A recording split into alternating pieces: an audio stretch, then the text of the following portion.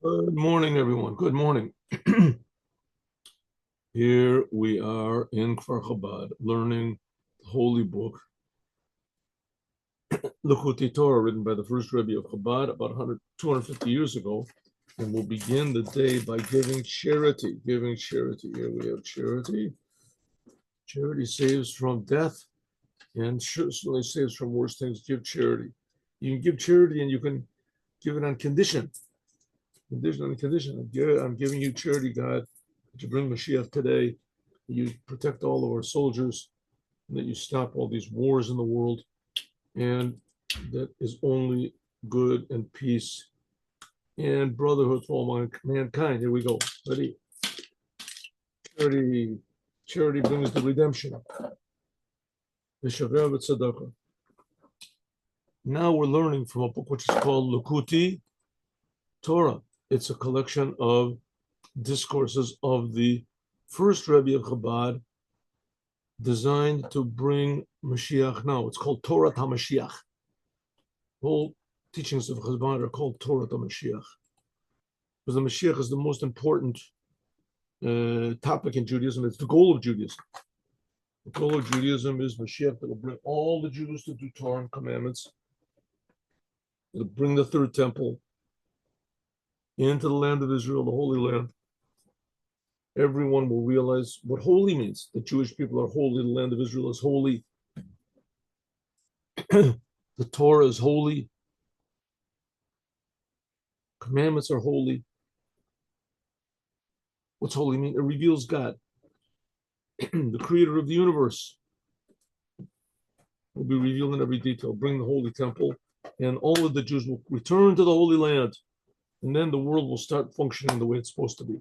But so the Rebbe writes on comments on every word of the Torah. Now we have to remember a very interesting thing. The Torah is a very interesting thing. It's like there's the wonders of the world. There's like the Sphinx and the whatever is there used to be the Colossus of Rhodes, and the biggest really how do you say wonder of the world is the Torah.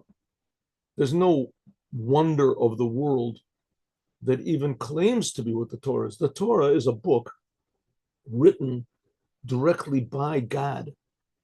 By God. God is creating us. God is creating the whole world. He's creating us right now. He's creating time. And he wrote a book. And he gave this book to the Jewish people. And the Jewish people at least have been believing this for the last 3,300 years. Took them out of Egypt, gave them this book, the Torah. So here it is. The Torah is right here. It's in the world. You can explain it however you want to. There's all, of course, it's been attacked and defamed and derailed and misinterpreted. There's a whole huge religion, that's based, Christianity is based on a total misinterpretation of the Torah, but it didn't ignore the Torah. It didn't ignore it. And Islam, which has like another, there's, a billion, who knows, 200, 2 billion people, they said the Torah was lost, but you can't ignore it, the fact that it was given and it's true. Right? And if it was lost, so, when exactly was it lost? What day was it lost? The Jews didn't, what happened to the Torah? Well, let's just make a new one. And the Jews have been reading the Torah constantly for 3,300 years, because somehow or other, down deep, every Jew knows that it's true. Okay, so there's all these sentences in the Torah that God, which, who wants a God like that, that tells us to do these weird things, but that's the God of the Jews. You have to make sacrifices, you have to put little boxes on your arms and things like that. It's all these things. But God himself does it, strange but true. So now we're going to explain a little bit about the strange fact that it really is a fact. And not only is it a fact, but it's the basis of all other facts. It's the basis of all knowledge. It's the basis of all reality. It's the basis of all humanity. It's the basis of life itself. Huh? Pretty bold claim, but at least the Jewish people have been making this claim. Not all the Jewish people, of course, but a significant number of Jewish people have been making this claim. And the ones that deny this, they just sort of got swallowed up. There's a saying that there's no such thing as 5 generations of non-religious Jews, right? If a person's father wasn't religious, then he can still be religious. If his grandfather wasn't, so that's like he's 3rd generation. Also, you can find, but there's people 4th generation, but you won't find anyone 5th generation. That's what they say, this generation. There's anyone who knows today that they're a Jew, they even know that they're Jewish, it's because they're at least, let's see, how does it go? Their father, then their grandfather, and their great grandfather, and their great great grandfather. So it must have been at least their great great great grandfather was a religious Jew, at least. And if he wasn't, then they wouldn't be. So this has been passed on for, and how long is a generation? I don't know, 20 years, 30 years. So this is something which has been passed on for thousands of years. Okay, let's go. Here is the motto of Judaism. It's a sentence in this week's Torah portion. The motto of Judaism. What's the motto of Judaism? Shema Yisrael, Adonai Eloheinu Adonai Echad. That's the motto of Judaism, and it's a sentence. It's a whole paragraph. Shema means understand. We'll see. Shema means several things. Shema, let's take it for simple value. Shema means understand. Understand, Jews. God is our God. God is one. Next sentence. And you should love God with all of your heart, with all of your soul, and all of your might. Next sentence. And these words should be, and I'm speaking, should be on your heart. And you should speak them when you walk on the street, when you lay down in the morning, in the morning when you wake up, and in the evening when you lay down, when you're walking on the street. So that's 3 sentences in a row. I can bring them up, but it's not necessary. So here we go. Ready? Let's go.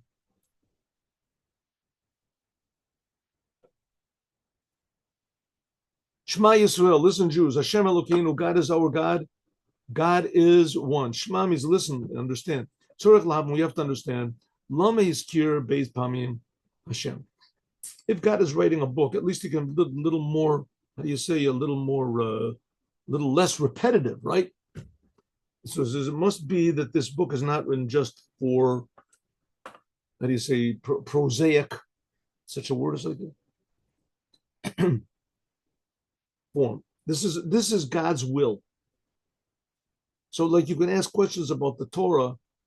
Why does this word fear? Here's a good question. Why does it have to say, listen, Jews, God is our God, God is one? Let us just say, listen, Jews, God, or listen, Jews, our God is one.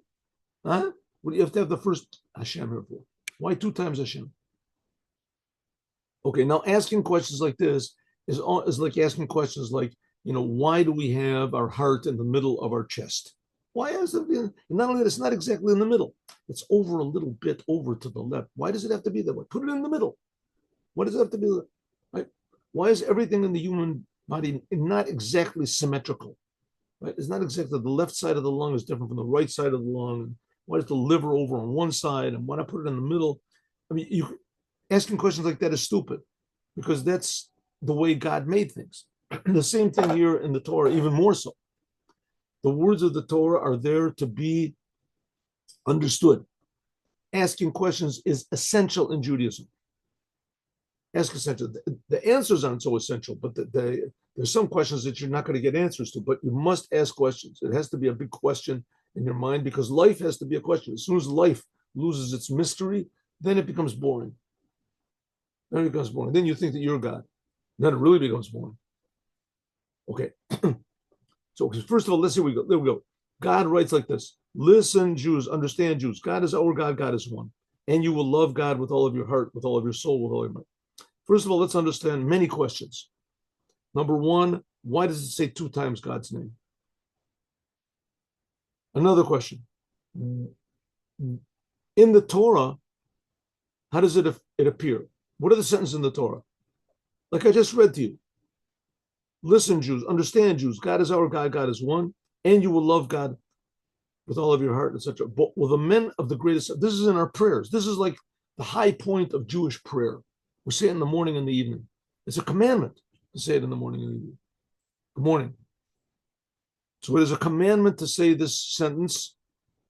I say the paragraph, different opinions, but it's a commandment to say at least this sentence twice a day. Jews have to say it. And the sentence is so packed with meaning that in the morning prayers, we have preparatory blessings before this. So you start to think about, what does it mean to love God? But it says, understand, Jews, God, what are we supposed to understand? God is our God, God is one. What does it mean? and you will love God with all of your heart. Why would I love God? What's the point? So there is preparatory sentence that says to tell us, they're called the blessings before the Shema and after the Shema, which prepare us, tell us what to think about. We think about the angels. We think about that God is creating them, and they're all praising God. We should also praise God. God must be there. They're praising, etc. Okay, so, but the rabbis, this is part of the prayer, right? But the rabbis inserted something here. We say a little bit more than what is written in the Torah.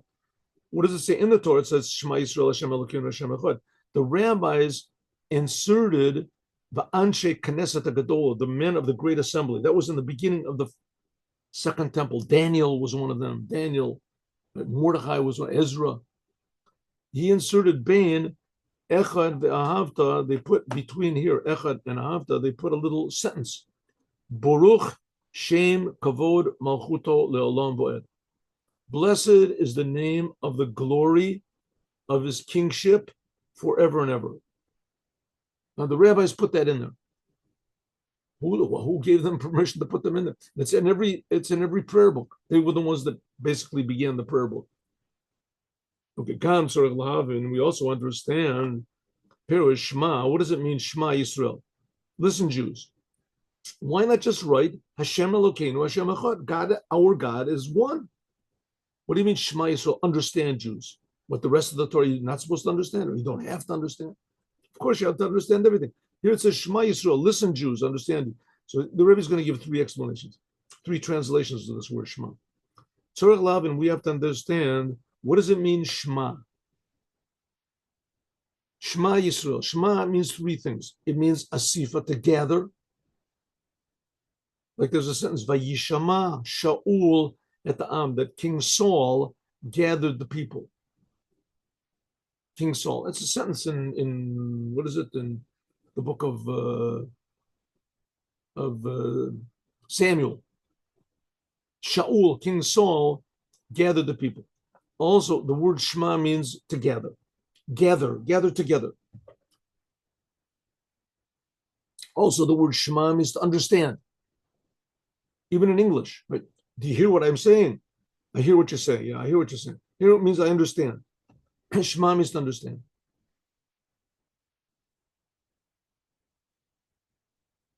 Understand. And Shema also means listen, to hear. Okay, behold, v'ahavta, that what it says, and you will love God. You will love God. It's also a commandment. You must love God, and it's also a promise. And you will love God. Pirush, she'omer HaKatuv, the Torah is telling us, Kishiyamik dato, that if you think deeply, Shema, you understand, V'yavin, Shavaya Echad, that God is one, Yavo, this will come to love. Lashon Atid, it is a promise. You will come to love God with all of your heart and all of your heart means b'shnei yitzarecha, even with your natural personality, you will come to love God. Afilu yetzer hora, even what's called the evil impulse, will become subjugated, ubatel, and harmonized, surrendered to loving God. Okay, that's a lot to sort of chew off in the beginning. Because generally speaking, our emotions that we have, right? We get emotional when things happen to us. Right? When I'm driving in my car, somebody cuts me off, or if I win the lottery and I win $1 million, or things that happen to me, right? I get emotional about. I hear somebody talking about me in the other room saying, oh, what a big idiot I am, what a big fool I am. I feel really bad. Why are they saying that about me? I feel really terribly depressed. And then suddenly he says, no, it's talking about the Tuvia Grois, some other Tuvia. Oh, that makes me feel better. Not so bad. If things happen to me, then I get emotional. That's the thing of a human being, right? He gets emotional. That's what makes, I get emotional about myself, not about others. Then there's advertising in the media. It tries to get us emotional about other things. You have to have mercy on the Palestinians. You have to have mercy on this. You have to hate the Jews.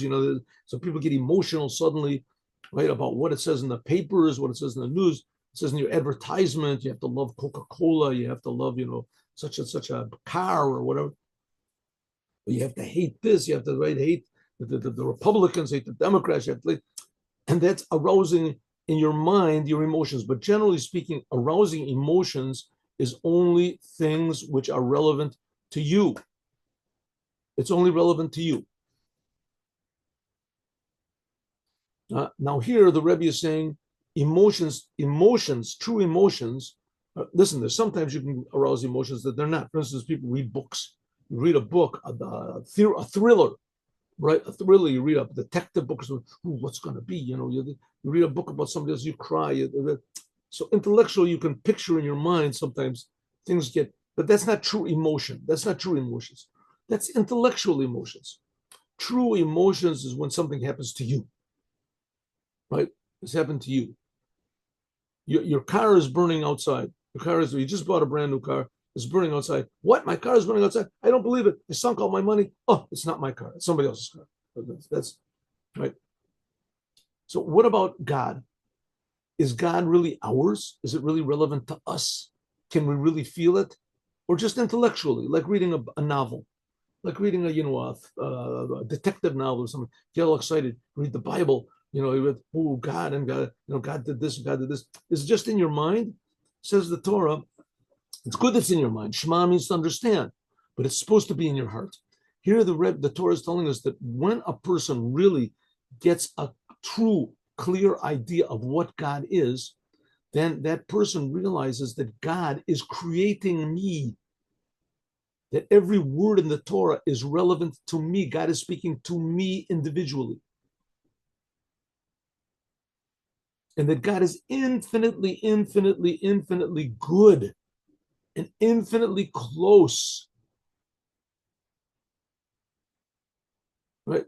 That's the basis of all these other religions. All the other religions in the world say God is far away. God doesn't care about you. God is distant. You have to call out to a person, to a statue, to something like that, to a power, to a force, to a whatever it's like the Greek gods and the this gods and the Roman gods and the Indian gods. And this is all the gods you have to call, because God is very far away. Judaism says no. God is infinitely close and he's infinitely good.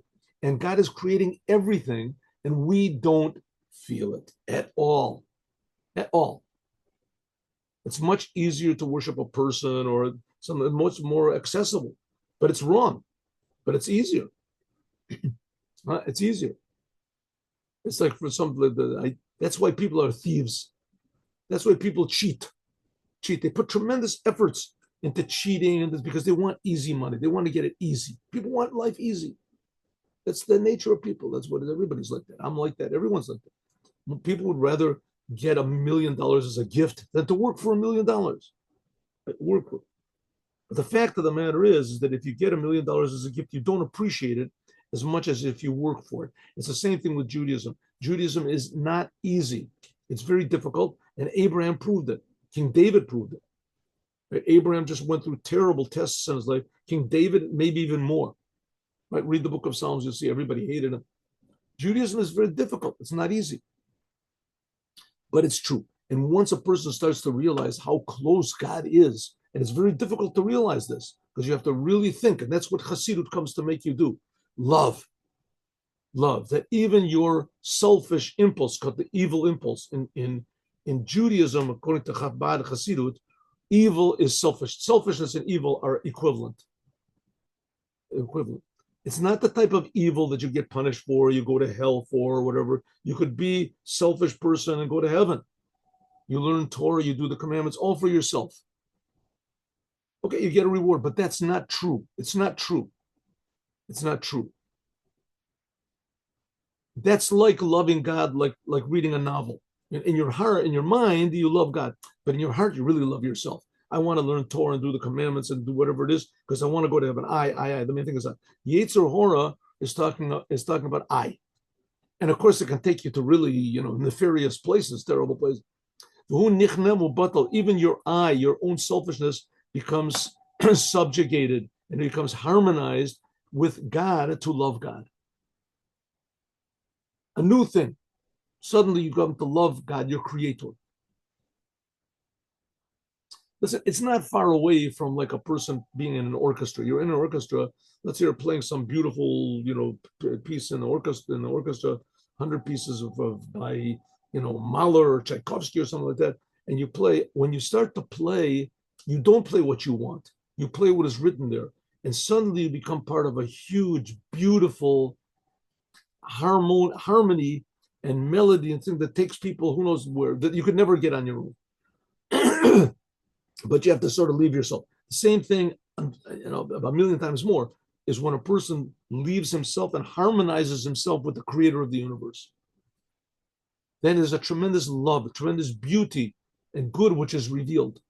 Okay, it's not easy to do. I mean, I'm saying this, and it's just a book, so we can have intellectual love, etc. Here we're talking about physical, visceral, heart feeling, real love for God. God is really real.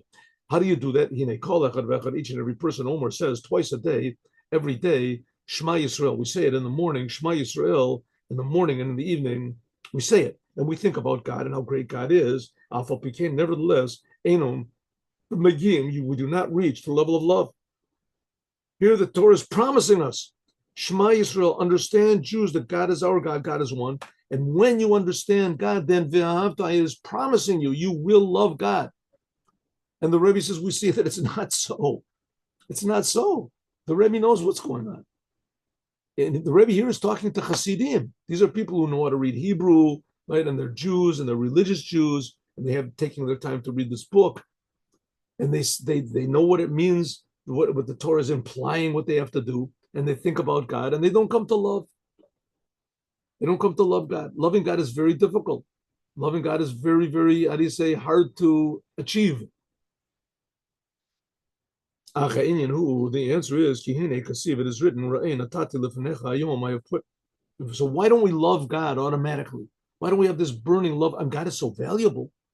He's so valuable. He's much more valuable than somebody praising us or giving us winning the lottery for $1 million. God is giving us life. He's creating our eyes, our ears, our nose, our mouth. That's just a very basic stuff that God is doing, creating the whole world. That should be enough to make us love God, right? He says, yeah, it should be, but the fact is we can think about it, but it doesn't really get to our heart. We don't really have love. Why? It says because, and it's a commandment, and it's necessary. And when Mashiach comes, everyone will do it. Everyone will see and feel that there's a creator, and everyone will feel blessed. Everyone will feel loved. Everyone will feel important. Every second instant will be filled with happiness and joy that we're alive, we're being created, we're getting this amazing gift. Winning the lottery, you get the how do you say, jaded. What's the word for it? You get bored. You get bored. You win the lottery. Good news, you won the lottery, $1 million. Oh wow, they start jumping, right? The next day, good news, you won the lottery. Wow, another time, that's really great. That's amazing. This is great. Next day, good news, you won the lottery. Yeah, good news. Friday, good news, you won the lottery. 5, 6 days, a month in a row, you won the lottery, right? It comes to the point where if one day, what happened? I didn't win today.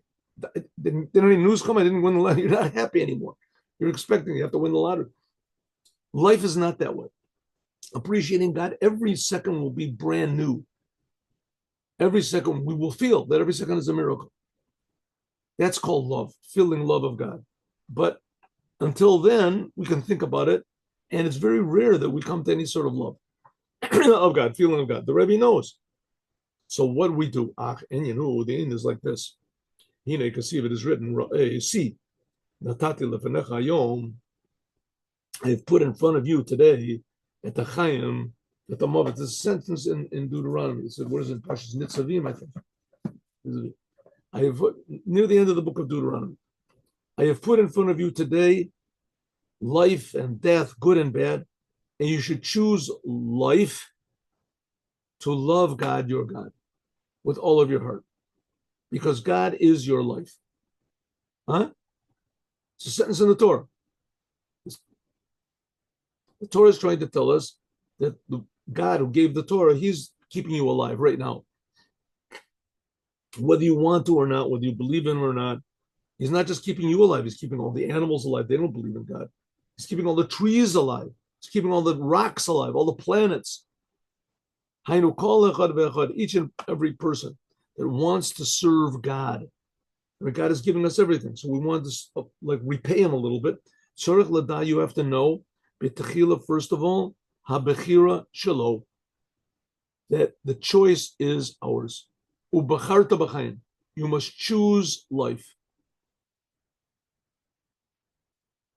Choose, choice. That is the essence of man. Choice.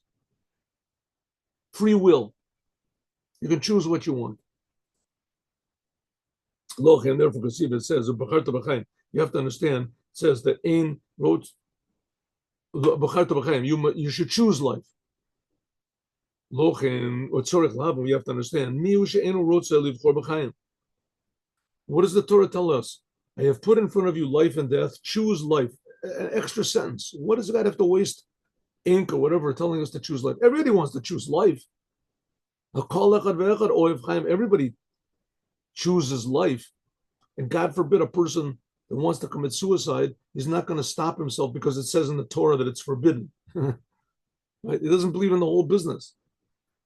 It says in the Torah, it's forbidden. You can't kill yourself. It says in the Torah, it's forbidden. I don't believe in the Torah. I don't believe in God. I don't believe anything. Right? But it says in the Torah, you're not supposed to kill yourself. So you don't kill yourself. Right? You must choose that. Nobody would make an argument like that. Right? Everyone naturally wants to live. Animals want to live. I think the whole theory of what's it called?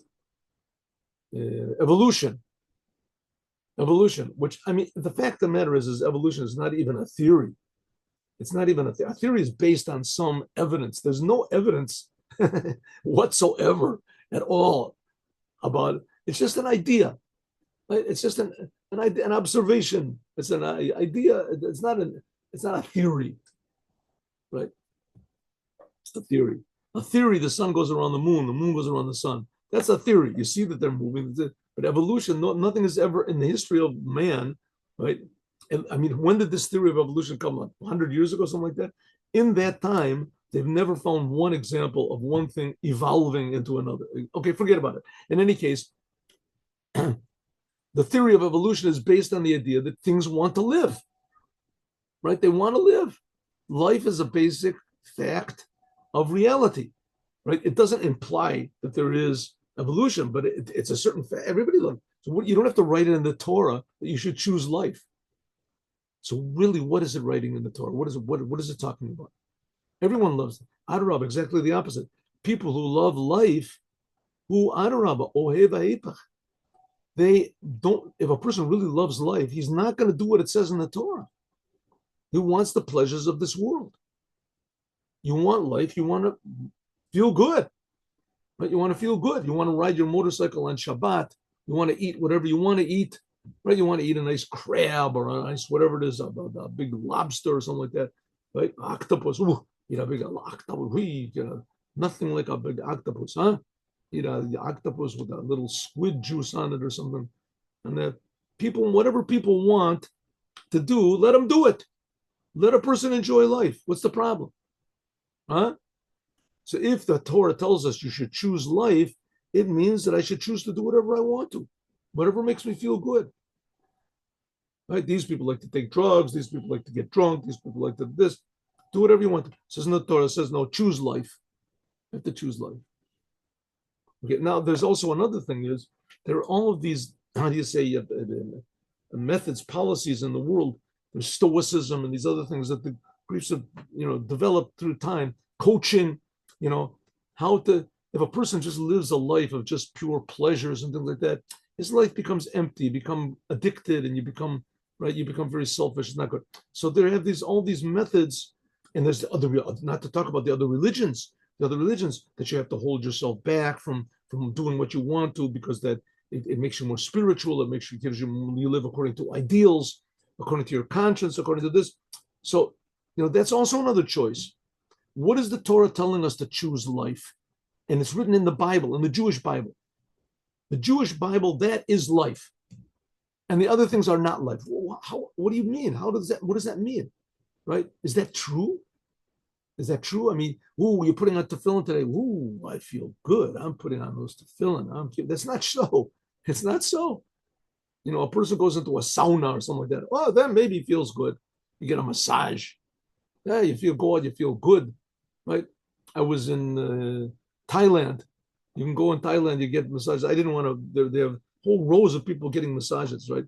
So I wanted a man to give me a massage. You get a foot massage. You feel great afterwards. You get a foot massage, you feel you're just walking on air. A foot massage, wonderful. That's life. That's living it up, right? What is the Torah coming to tell us? That you should choose life. The Torah that you should choose getting foot massages. What does it mean? It says already exactly the opposite. One who chooses life according to understanding, he wants to feel good in this world. It doesn't want to choose the Torah. Eich kativ, how does it say to love God? That's choosing life. Halo yetzer hora, the selfish impulse loves life. It wants to feel good. You don't need the Torah to tell me that. So what is the Torah? The Torah is saying what is really life. It says it says that God created the rakia. God created the firmament, the mavdil, and it divided between the upper waters and the lower waters. We're going to see in a second. What we see in this world and what we feel in this world is not real reality. It's sort of like a copy, a cheap imitation of reality. That's what God made it that way. God made this separation, and he separated between the upper waters, the waters that are under the heavens, and the waters that are on the heavens. That's what it says in the second day of creation.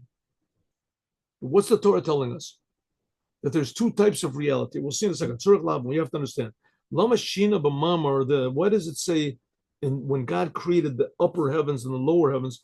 And if you look and you see the whole creation of the world, right in the beginning of the Bible, here it says twice, God separated between, let's see what it says. God made it.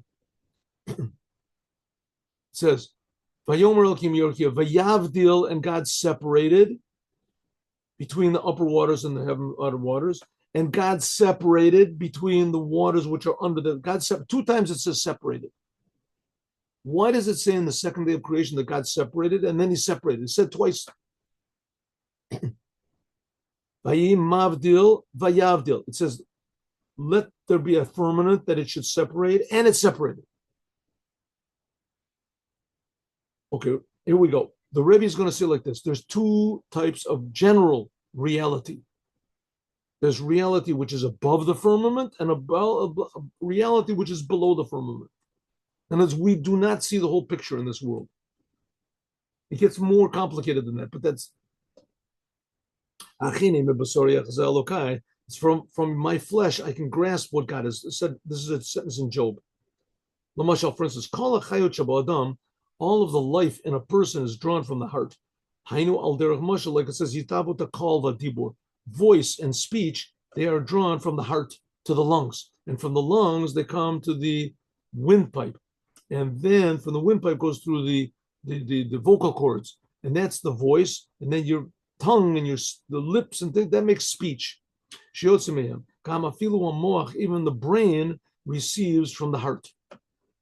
The life, blood, comes from the heart to the brain. Lachshov, to think, to ruminate. This is spiritual life from the heart, which is drawn to speech and thought.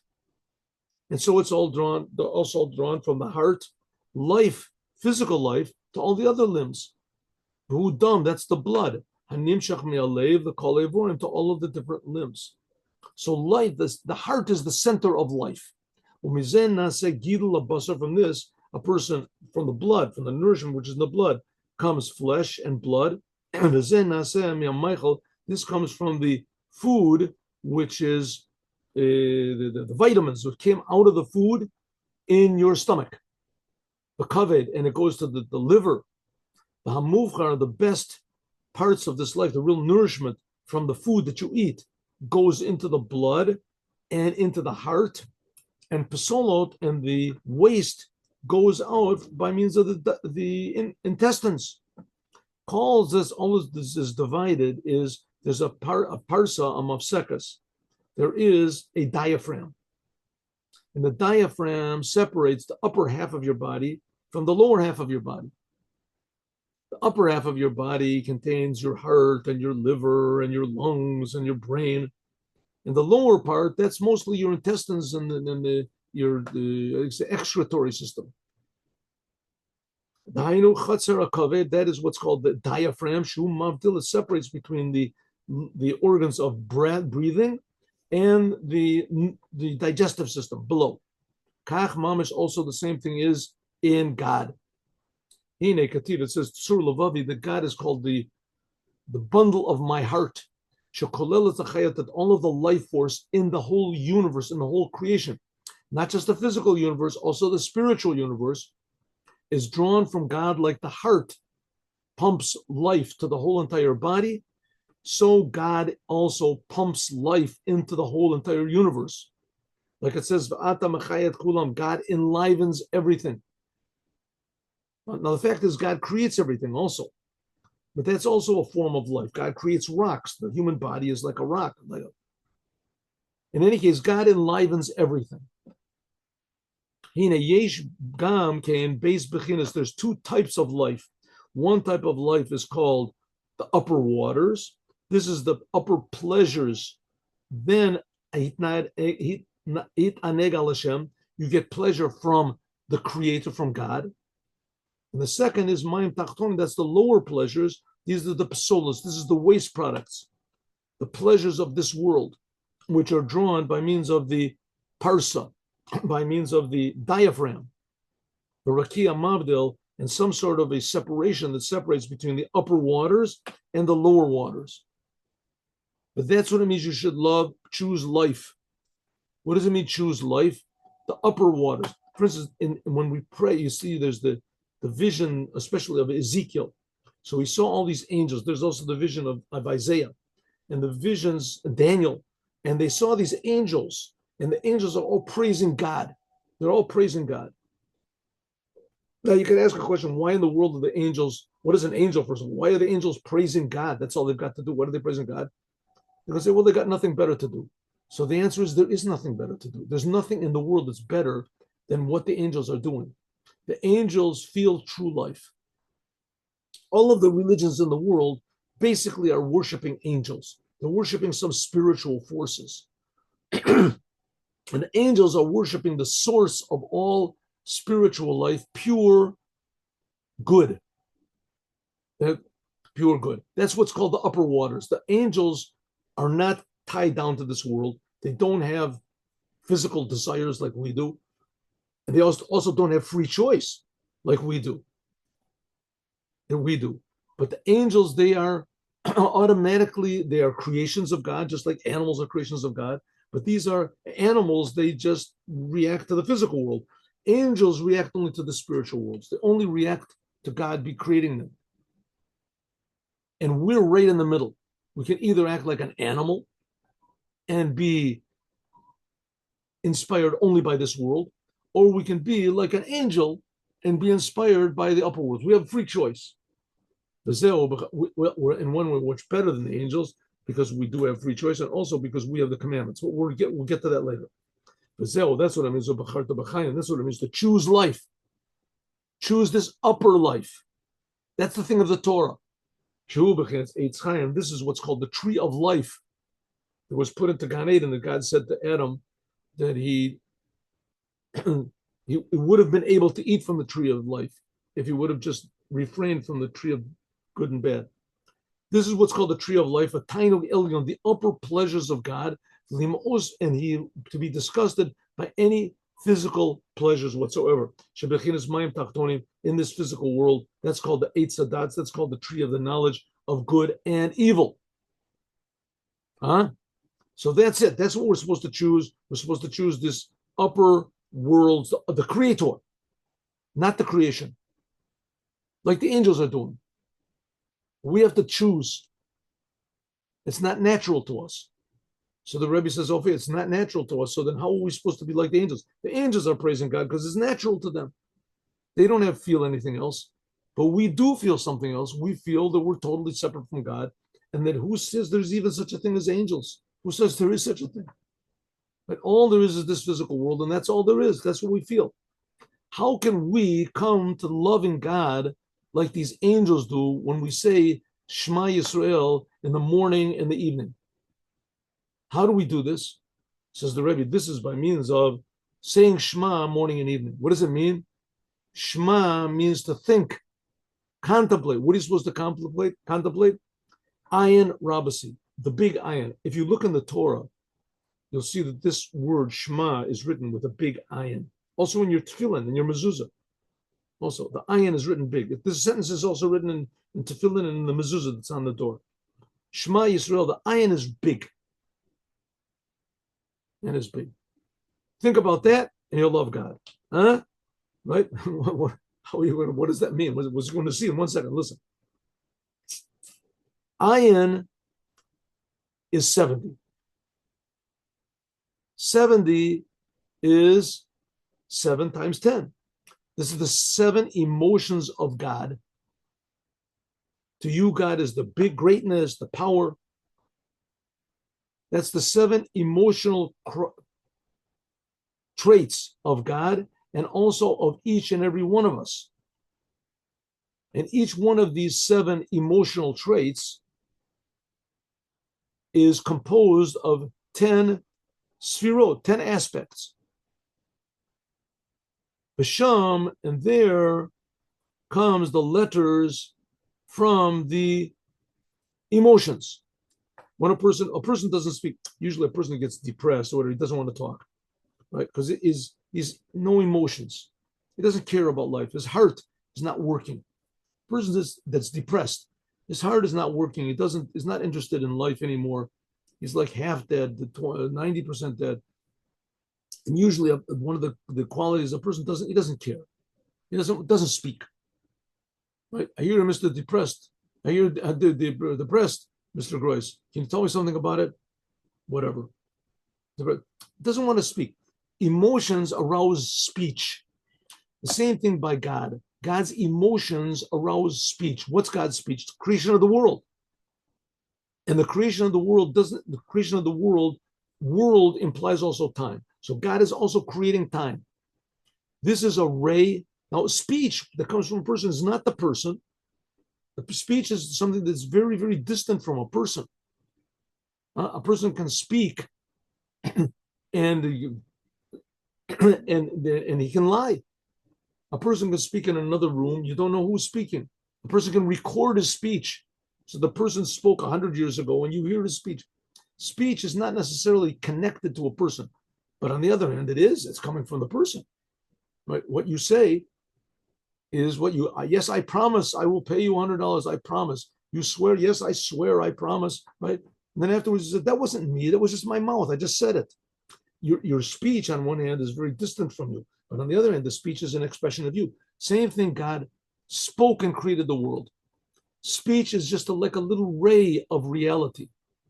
Shehu ha'or, it's like a ray of reality which is drawn to create the world, something from nothing, constantly. Hainu sheshemo, that God's name is what enlivens everything in the world. Shehu niska, but God himself is very, very distant from his name in his words. So let's get this straight. God wants there to be a world. The world is not an accident. The world is not just something that God created as a hobby, 20 billion years ago, and it's just sort of, forgot where he left it, and the world is just sort of floating around. We're multiplying as this rocket ship, but that's been abandoned by home base, and we're just, there's just a man and a woman in the rocket ship, and they just have children, and they figure out a way. They land on some weird planet, and that's us. Here we are. It's not that. It's an idea. Probably somebody used that idea. God is creating everything constantly with intention. Me, you, all of the 8-9 billion people in the world, including that are being created every instant with God's intention. And that's only the people in the world. What about how many fish he creates out of this? But people especially God cares about. People he cares about. And everything is being created from something from nothing. But on the other hand, we don't feel that this is happening. We don't feel that it's God creating us. But what's being created, God purposely tones down his reality in order to create us. So God creates us, and he also makes this amazing thing called tzimtzum in order that we should remain created, that we should remain in existence. He tunes down the creative force. The shishimo, that God's name, this is even above the whole heavens and the earth and etc. The whole heavens and the earth with all the angels, that's what the angels are going crazy about, is just a ray of godliness. Is Dvar Hashem, with the word of God, the heavens are made. Okay, this is what we're going to say tomorrow. In other words, we'll leave it off here. Homework. What are you supposed to do? Homework. Sit and think, I am being created by God, but God is creating me in such a way that I can accept this life. He's not giving me too much reality. He's giving me just a tiny little bit of reality. It's called God's word, and he's creating me right now. Everyone should think about this. So I am being created directly by God personally. He wants me to be here every single instant, every single second. But what am I supposed to do with this? That's the Torah. We'll talk about that later. But just the main thing of God creating me, and he's doing it for free.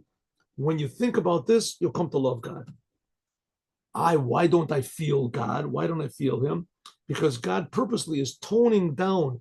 He's turning the lights down, so this creative force, so that it'll be small enough that he's be creating this little thing in the world called Tuvia Bolton, and he's creating 8 billion, 9 billion people who are just like me. He's creating us all. It's a tremendous contraction. How God is doing this? Why? This is a big miracle. This books of Kabbalah talk about this. That's the letters of God. But nevertheless, the point of the thing is not how far away we are from God, and we certainly are infinitely further away than we can possibly imagine, but how close we are. God personally is creating us. And God is infinitely greater than what we can possibly imagine. Infinitely. It's like a person gets a gift from the king. Let's say a person is in the streets and he's in the garbage, and somebody says, here's a gift from the king. What do you get? A new set of clothes. He's giving you a house. He's giving you food. He's giving you a job. That's really wonderful. So you start to think the king must be a really nice guy. You say, you know who the king is? Yeah, I'm a really nice guy. So let me show you. Because that's the palace of the king. Whoa, there the king lives there. Here are the guards of the king. You see hundreds of thousands of soldiers. That's him. All of a sudden you hear the king coming, trumpets blare, right? 76 trumpets, it's blaring, Trump, the king is coming. This is why I had no idea. The king, he's the one that sent me this money. He gave it to me. I can't believe it. Well, this is even more miraculous. God is infinitely great, and he's keeping us alive. When we feel that God is keeping us alive and creating, and how great God is, then we come to love God, and we've just begun. As we'll talk about more, God willing, tomorrow. Okay, now let us stop and do the